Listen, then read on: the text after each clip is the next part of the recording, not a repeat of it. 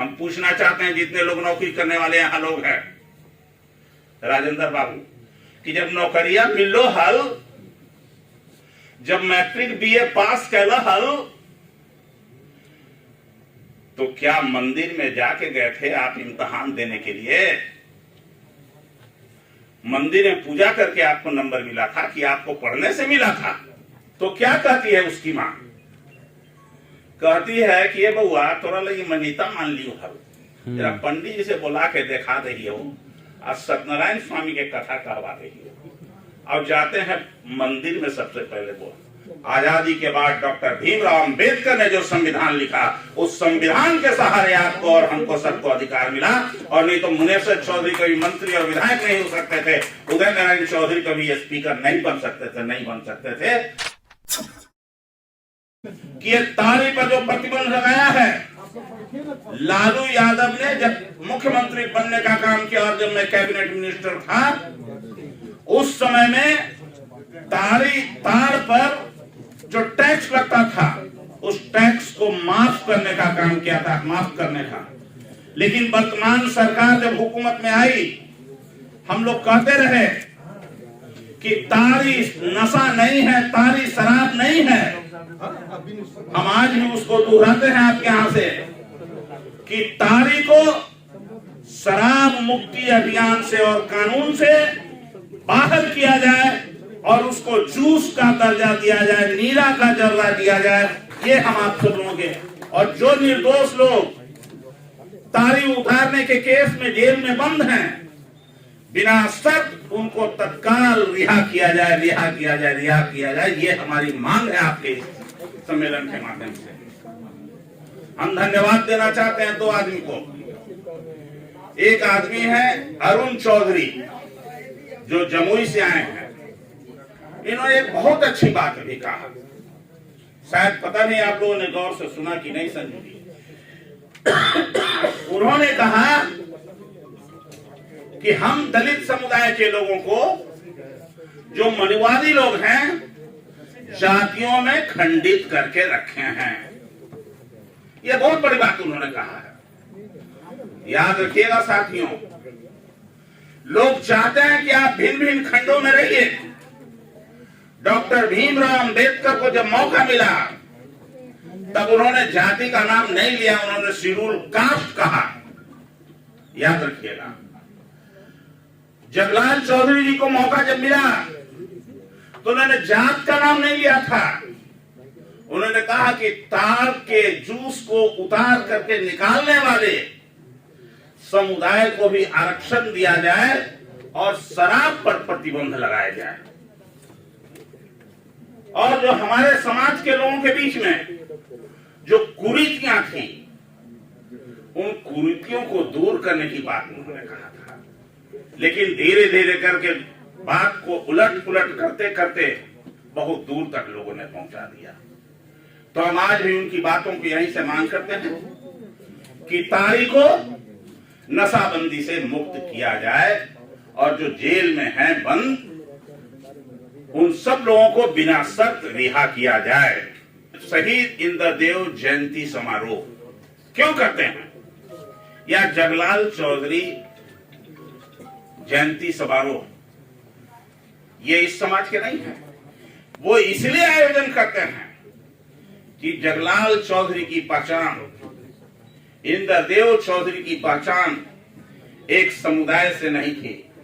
इंद्रदेव चौधरी की पहचान देश से अंग्रेजों को भगाने वाली जो टोली थी, जो स्वतंत्रता आंदोलन चलाने वाले लोग थे, जो गांधी जी के आह्वान पर 1942 में भारत छोड़ो आंदोलन में अंग्रेजों की गोली से मारा गया था, जिसका नाम इंद्रदेव चौधरी। याद रखिएगा, इस देश को आजाद कराने में इन लोगों की अपनी अहम भूमिका रही है। जगलाल चौधरी गोल्ड मेडलिस्ट थे, पढ़ाई छोड़ करके गांधी जी के आह्वान पर देश को आजाद कराने के काम में लग गए थे। और कितने सिंपल आदमी थे। जब मंत्री का शपथ ग्रहण लेने गए, जब बाहर आए, तो इनके वेतन के बारे में बात हो रही थी। तो इन्होंने कहा कि हम 1 रुपया वेतन लेंगे 7 महीना में, 1 ही रुपया वेतन लेंगे। ये इनके सादगी का पहचान था। देश के प्रति जो कमिटमेंट था, राज्य के प्रति जो कमिटमेंट था, उसका पहचान था। तो याद रखिए कि ये किसी एक छोटे समुदाय के व्यक्ति नहीं थे, वो देश के को आजाद कराने वाले समुदाय के एक मजबूत सिपाही थे। उस दृष्टि से हम जगलाल चौधरी के चरणों में श्रद्धा सुमन अर्पित करते हैं, और जब तक ये धरती रहेगी तब तक जगलाल चौधरी को लोग याद करते रहेंगे, इंद्रदेव चौधरी को याद करते रहेंगे, इनके चरणों में श्रद्धा सुमन अर्पित करते रहेंगे, करते रहेंगे, करते रहेंगे। उदा देवी,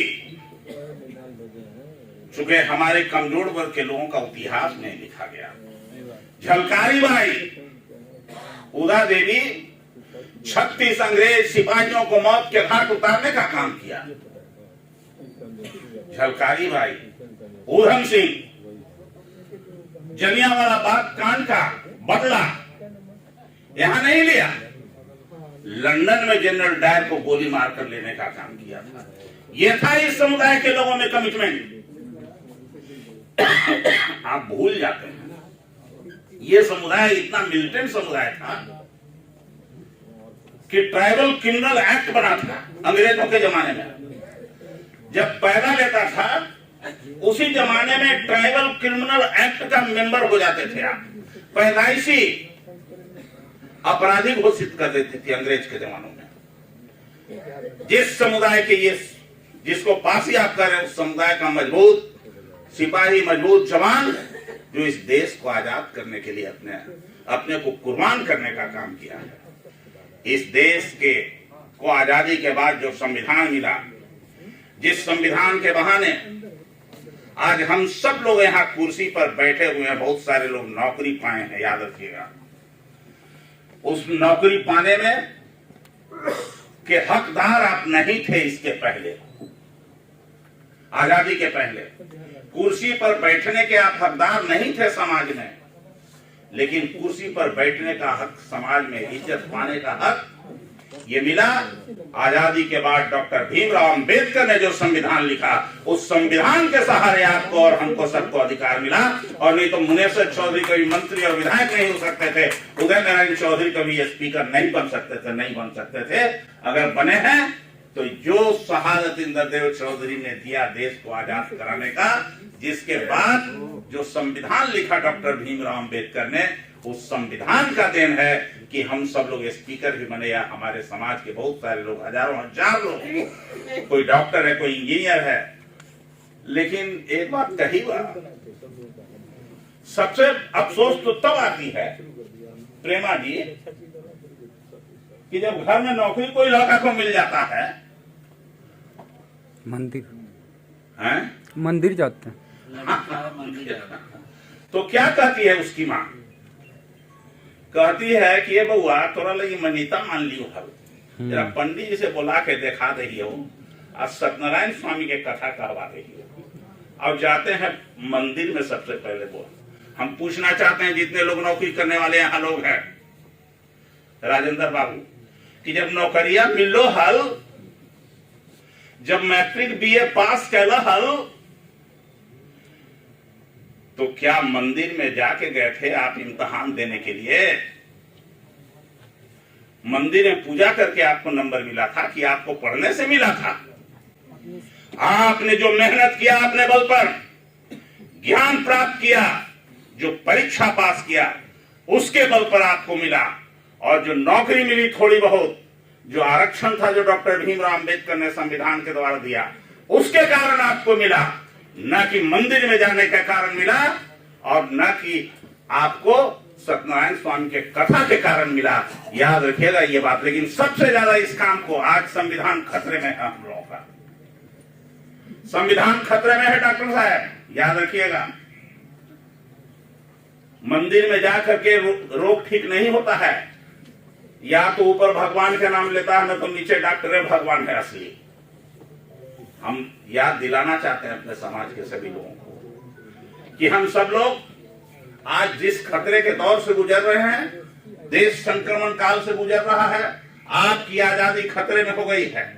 इस आजादी को बचाने के लिए, संविधान को बचाने के लिए आप अपना एक एक बूंद संविधान को बचाने में अपने हिसाब से लगाइएगा शरीर के खून का। यही जगलाल चौधरी के प्रति सच्ची श्रद्धांजलि होगी और इंद्रदेव चौधरी के प्रति सच्ची श्रद्धांजलि होगी। याद रखिएगा, बहुत लोग होते हैं जो सीधे नाक नहीं छूते हैं, पीछे से घुमा के नाक छूते हैं। तो आज उसी तरह से पीछे से घुमा के नाक छुआ जा रहा है और हमको और आपको कहीं हिंदू और मुसलमान में बांटा जा रहा है, कभी दलित में और पिछड़े में बांटा जा रहा है। तो हम तो सब लोग द्रविड़ समुदाय के लोग हैं और हम सब लोग का कोई पहले जात नहीं था। और जो लोग जात बांटते हैं हमको विभिन्न जाति में, वो तो अपने खुद शादी करते हैं कास्ट तोड़ करके, जाति के इंटरकास्ट करते हैं वो जो गोत्र है, आप देख लीजिए। लेकिन हम हमारे यहाँ है कि ना त्रिशूलिया है तो त्रिशूलिया में भी आ गई है तो तोड़ देना, ये क्या है भाई? और ये है मनुवाद का पहला लक्षण कि आप उसके जाल में फंसे हैं। इसलिए निकलिए, चलिए, शहीद इंद्रदेव चौधरी के शहादत को जमीन पर उतारने के लिए, अपने जगलाल चौधरी के जीवन को, जो उन्हें पूरा जीवन इस देश को आजाद कराने में लगा दिया, उनके इच्छा की पूर्ति के लिए और डॉक्टर भीमराव अंबेडकर के सपनों को साकार करने के लिए संविधान को बचाइए, देश को बचाइए और डॉक्टर भीमराव अंबेडकर के लाइन को आगे मजबूती से बढ़ाइए। और जो कहा अरुण चौधरी ने जमुई के कि हम मनुवाद से मुक्ति लीजिए और छोटे जमात से बड़ा जमात बनाने का काम कीजिए, यही आज के कार्यक्रम की सफलता होगी। इसी के साथ हम अपनी बात को यही समाप्त करते हैं और आप सब लोगों के प्रति आभार व्यक्त करते हैं, आयोजकों के प्रति आभार व्यक्त करते हैं कि आप सब लोगों को बुलाया, हम सब लोगों को बुलाया, दूर दूर से आकर के हम सब लोग लगे हैं और इस झंडा को आगे भी बुलंद करते रहेंगे। तो हम आज एक नारा के साथ इसको समाप्त करेंगे अपनी बात को। जगलाल चौधरी अमर रहे, जगलाल चौधरी अमर रहे, शहीद इंद्रदेव चौधरी अमर रहे, शहीद इंद्रदेव चौधरी अमर रहे, डॉक्टर भीमराव अंबेडकर अमर रहे, डॉक्टर भीमराव अंबेडकर अमर रहे।